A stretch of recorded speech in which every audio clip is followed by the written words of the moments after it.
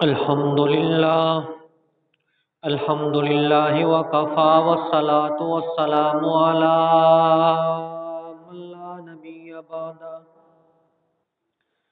Ursula بالحق بشیرا ونذیرا وداعیا الی اللہ بإذنہ وسراجا منیرا اما بعد فاعوذ باللہ من الشیطان الرجیم بسم اللہ الرحمن الرحیم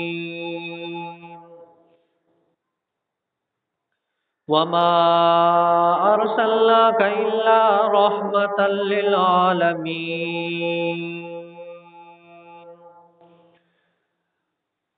آمنت بالله صدق الله العظيم وبلغنا رسوله النبي الكريم ونحن على ذلك لمن الشاهدين والشاكرين والحمد للہ رب العالمین۔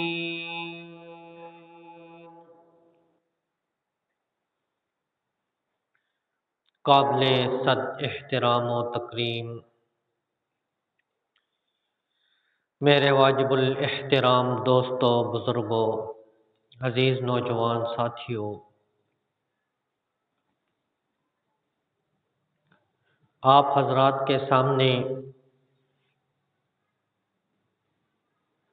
آقا دو جہان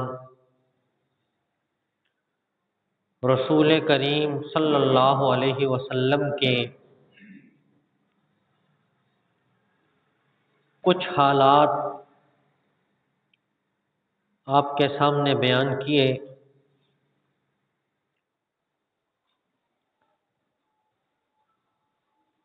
جیسا کہ میں دو تین مرتبہ آپ کے سامنے یہ گزارش کر چکا ہوں کہ آپ صلی اللہ علیہ وسلم کی زندگی امت مسلمہ کے لیے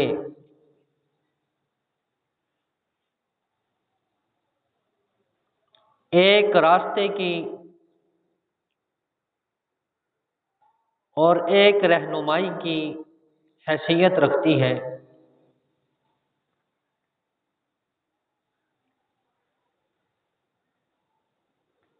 ہمیں اپنے تمام معاملات میں آقا دو جہان رسول کریم صلی اللہ علیہ وسلم کو نمونہ بنا کر چلنا چاہیے، اور اسی میں ہی ہماری دنیا کی اور آخرت کی کامیابی ہے۔ دنیا میں آپ دیکھتے ہیں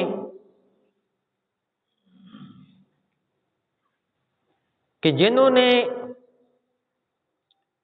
نبی کریم صلی اللہ علیہ وسلم کے طریقے کو اپنایا،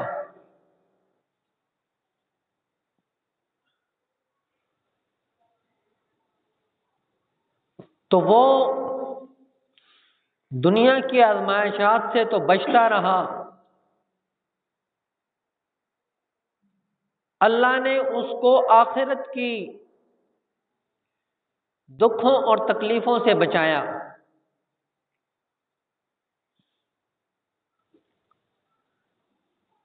تو ہم یہاں تک پہنچے تھے کہ نبی کریم صلی اللہ علیہ وسلم کو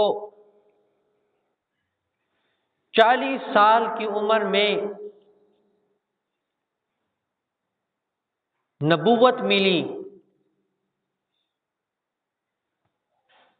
اور آپ صلی اللہ علیہ وسلم نے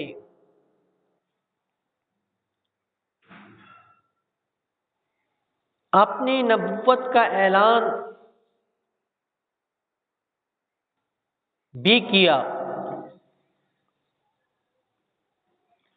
جس وقت آپ صلی اللہ علیہ وسلم کو غار میں جبرائیل علیہ الصلوۃ والسلام نے اپنے سینے کے ساتھ لگا کے دبایا تھا اور قرآن کی 5 آیات نازل ہوئی، تو جناب نبی کریم صلی اللہ علیہ وسلم گھر تشریف لائے تو آپ کو سردی لگ رہی تھی اور جسم کپ کپا رہا تھا اور چہرے کے اوپر نمایاں اثرات تھے کہ آپ صلی اللہ علیہ وسلم پریشان ہیں۔ تو سیدنا خدیجہ رضی اللہ تعالی عنہ سے آپ نے فرمایا کہ زملونی دثرونی، میرے اوپر چادر اوڑھ دو، میرے اوپر کمبل اوڑھ دو۔ تو آپ صلی اللہ علیہ وسلم کی گھر والی نے دلاسا دیا اور کہا کہ آپ کو کچھ بھی نہیں ہوگا، اس لیے کہ تم غریبوں کی مدد کرنے والے ہو، ضعیفوں کے ساتھ مدد کرنے والے ہو، ان کا بوجھ اٹھانے والے ہو، اور ہر ایک کے ساتھ ہمدردی سے پیش آنے والے ہو۔ اس کے بعد آپ صلی اللہ علیہ وسلم کو ایک راہب کے پاس لے کر گئے، ورقہ بن نوفل، یہ حضرت خدیجہ رضی اللہ تعالی عنہا کا چچا زاد بھائی تھا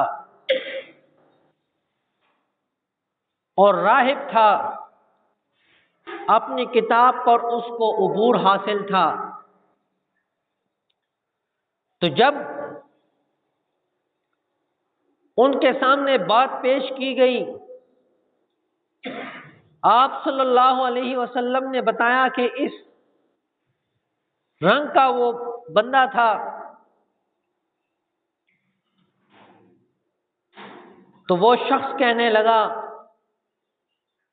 کہ میں نے اپنی کتابوں میں جو نشانیاں پڑھی ہیں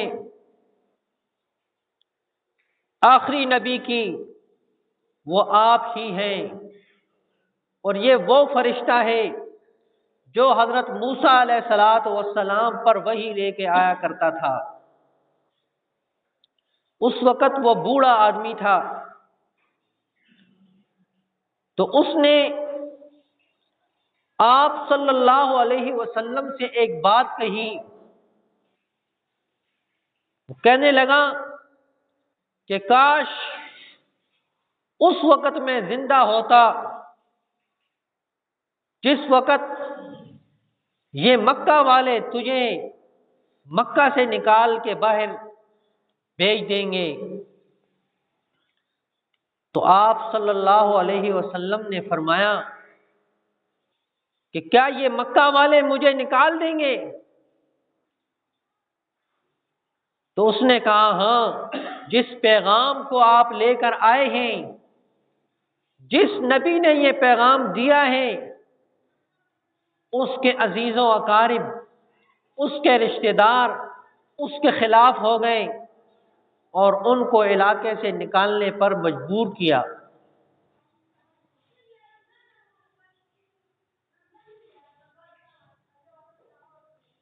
آپ صلی اللہ علیہ وسلم کلمہ توحید لوگوں کے اندر پھیلانے کے لیے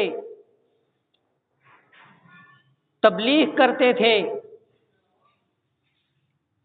انفرادی طور پر لوگوں سے ملتے تھے، یہاں تک کہ 40 آدمی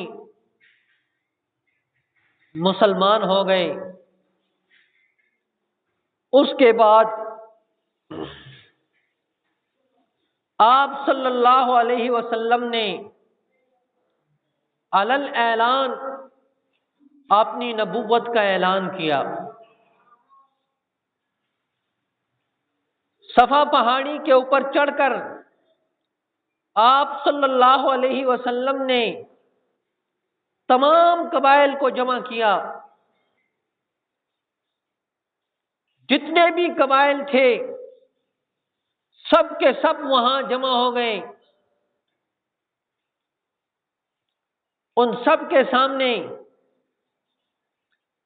آپ صلی اللہ علیہ وسلم نے چند باتیں کہیں۔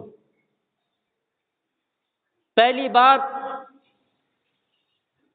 کہ اے میری قوم، میں نے 40 سال آپ کے اندر گزارے ہیں، ان 40 سالوں میں آپ نے مجھے کیسے پایا؟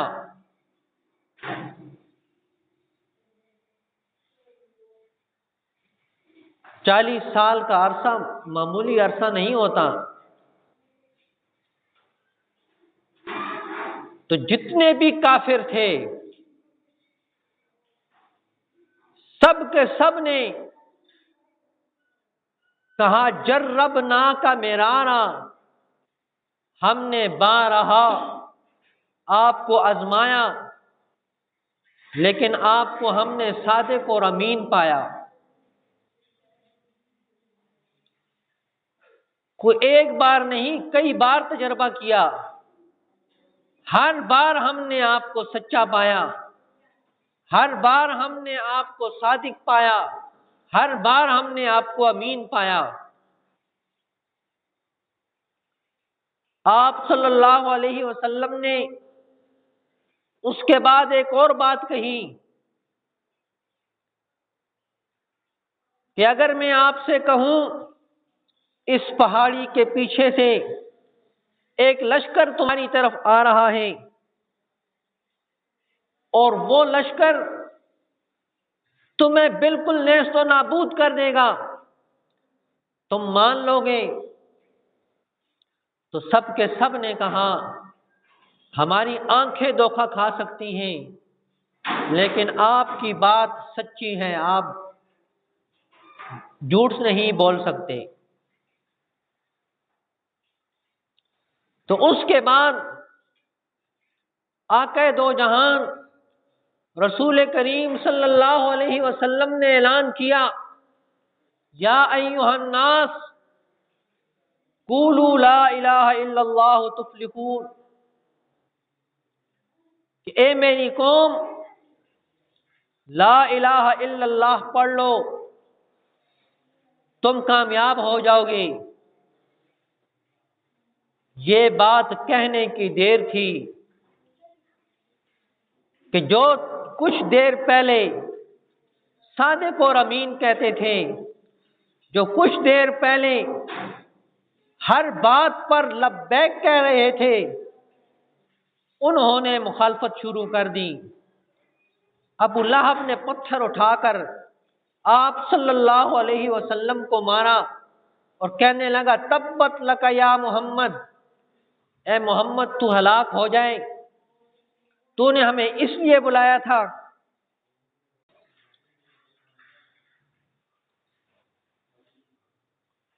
تو اللہ رب العزت نے آپ صلی اللہ علیہ وسلم کی تسلی کے لیے قرآن پاک کی آیات نازل فرمانی، تبت یدا ابی لہب وتب، کہ اے ابو لہب تو تباہ و برباد ہو جائے۔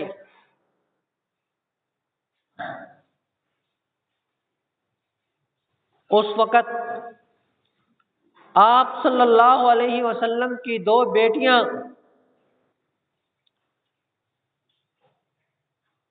ابو لہب کے گھر میں ان کے بیٹے کے ساتھ بات ہوئی تھی۔ ابھی نکاح نہیں ہوا تھا،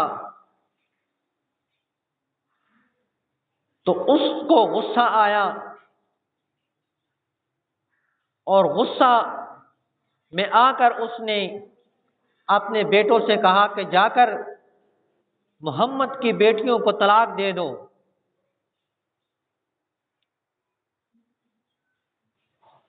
تو بڑے مجمع میں رسول اللہ صلی اللہ علیہ وسلم تشریف فرما تھے،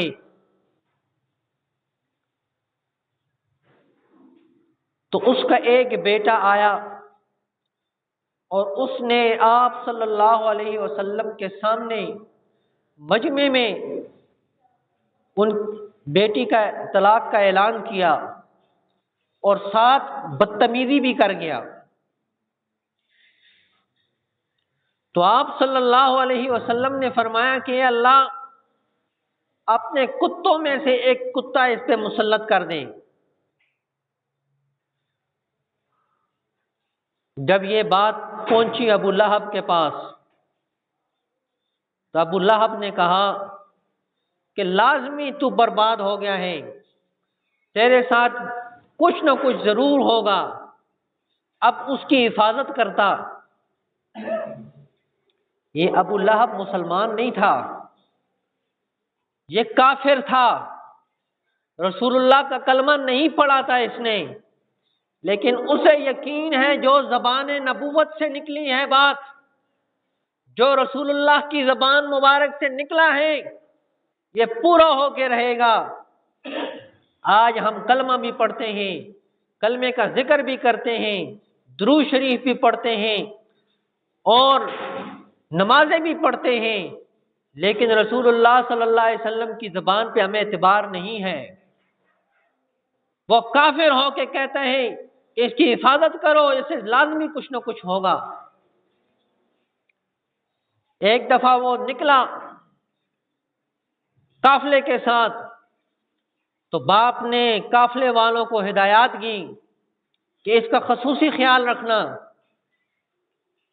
ایک جنگل میں جا کر انہوں نے سارا سامان جمع کیا، جمع کرنے کے بعد اس کو اوپر سلا دیا اور چاروں طرف وہ قافلہ لیٹ گیا کہ چلو اس کی اب مکمل حفاظت ہو گئی ہے۔